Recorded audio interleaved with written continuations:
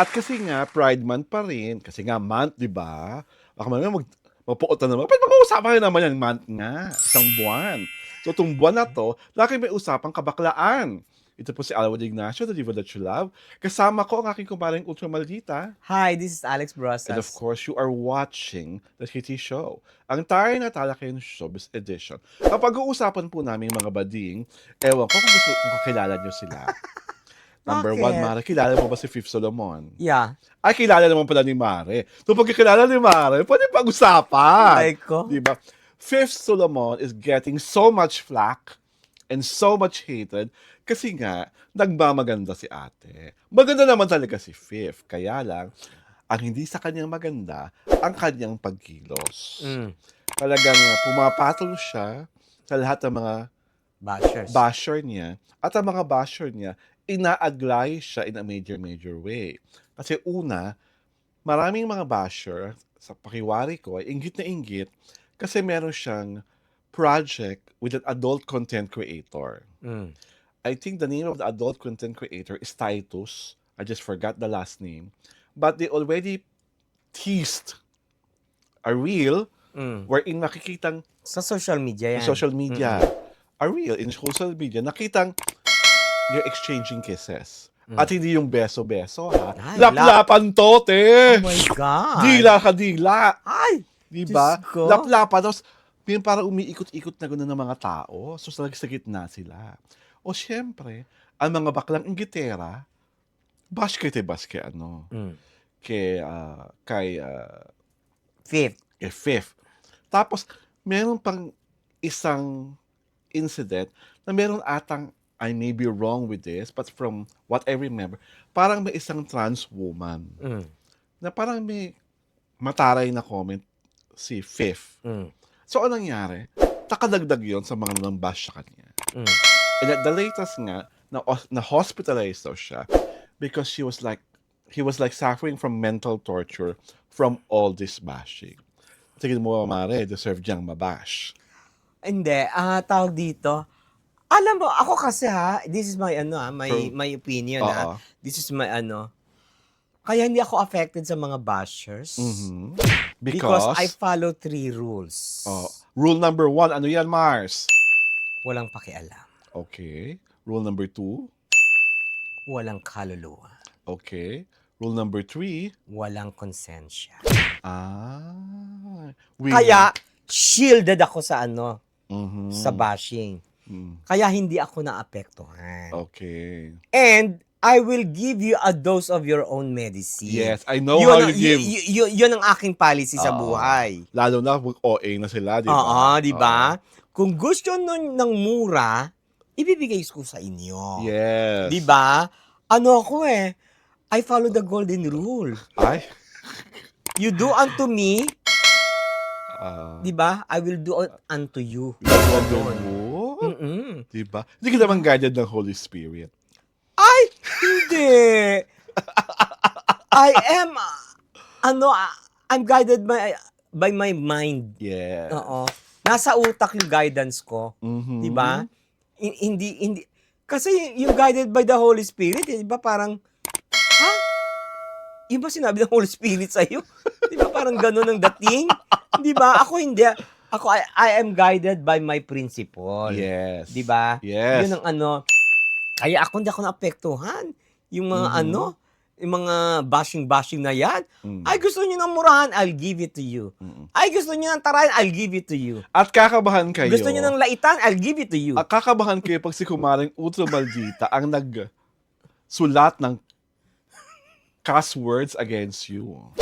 Talagang meron siyang papagawa sa iyo at sa nanay mo na hindi mo kakayanin. Di ba? Pag ginawa niyo ng nanay niyo, ay, ewan ko na lang. Diba? Yung talaga ang kailangan ng guidance sa Holy Spirit. Nakakaloka. Kaya di ako naapektuhan sa mga bashing na yan. Eto si kasi masyadong mahina, si Fifth. Si Fifth. Kaya naaanuhan siya na may mental torture siya sa mga bashing. Oo. Alam mo, kung ganyan ka, don't read social media, yung mga comments. Or, kung ganyan kilala naman pala talaga kahina, kill your accounts. Oo. And live a quiet life. Ako hindi. And go to Karamoan as well. Dahil nakakaganda sa karamawan niya. Talaga? Di ba? Oo. Tawag dito, ano, di ba, ang dami kong basher nung araw. Hanggang ngayon naman, Mare. Hindi isa-isa kong sagot, Oo, Day. di ba? Nag-i-stop. Oo. Ay, hindi niya pala ako kaya sa murahan Yes, di Di ba? ba? At ang isa pang gay person na pasok sa chikang mga Becky ay si Esnir. Kasi nga, nung huling pilian ng duo, nobody picked him. Na makaduo. Oo, nakaduo. At even yung mga boys na nagpapakita ng closeness sa kanya inside the house, he was never their choice. So, ang nangyari, many gay people were sad of the fact na he was like the friend of everyone. He was the collab clown. But at the end of the day, wala pala He talaga was siyang alone. Wala pala siyang pwedeng silungan. Nagkataon lang, during that final duo picking, Si Charlie rin ang walang pumili. Kaya sila naging duo. Mm. But the rest have other already intentions. So, nalungkot lang ako kasi all the while, di ba, if you look back at all the videos, nakita mo na parang close talaga sila ni Brent, parang naglalandian sila ni River. Yung pala, it was all for play. As I told you, it was all part of their scheme. Alam mo, the problem with that kasi, it was all a facade. Yun nga. Facade talaga lahat. Naloko si Esnir. Nabola siya ng mga ombra sa loob ng house. Everything was a facade. Ngayon, yung sense of discernment mo na lang, yun ang magpa-function positively for you. Which is what she's doing now. Which is he's doing now. Yung sense of discernment ni Esnir, parang ngayon na lang lumabas because hindi nga siya ang pinili. Walang pumili. He was made to believe that he was very, very close to these guys. He was also made to believe that he is important to them. Pero later in the end, parang etchapueras siya. Yes. That's the sad part. That's the sad part, actually. Diba? Kaya nangyayari ngayon, even if nakikita mo na parang close pa rin sila kunyari, alam mong kunyari na lang yun. Kumbaga, Esnir learned his lesson the hard way.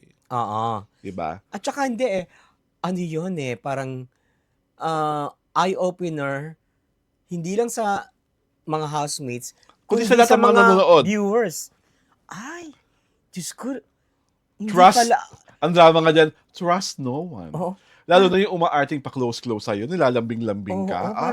It was just a play, role-playing. Role-playing sila. Di ba? Parang role-playing yun Kasi nga parang, di ba? malakas si Esnir Di ba? Parang, so they wanted to to capitalize on the closeness para hindi sila ma-evict.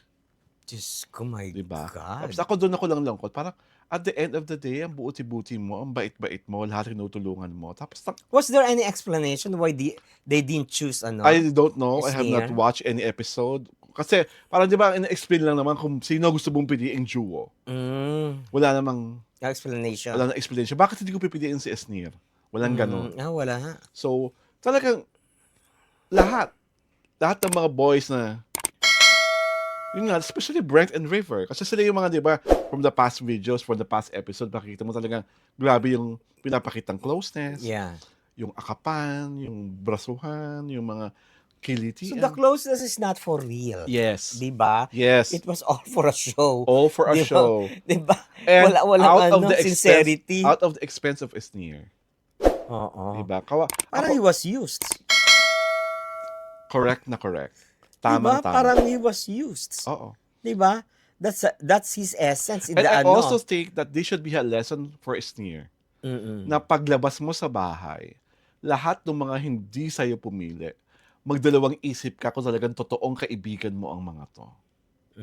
Dahil at the end of the day, talagang sila ay mga manlalaro. Diba parang may jowa si Esnir ba yun? I don't know. May May lover na ba siya? Hindi May ko alam, partner? parang may nabasa ko That I don't kung know. totoo yung jowang niyang yun. That I don't know. Well, malalaman natin. Makamali mo sa next episode siyang matanggal. Diba? Kasi tandaan mo, he has not been voted.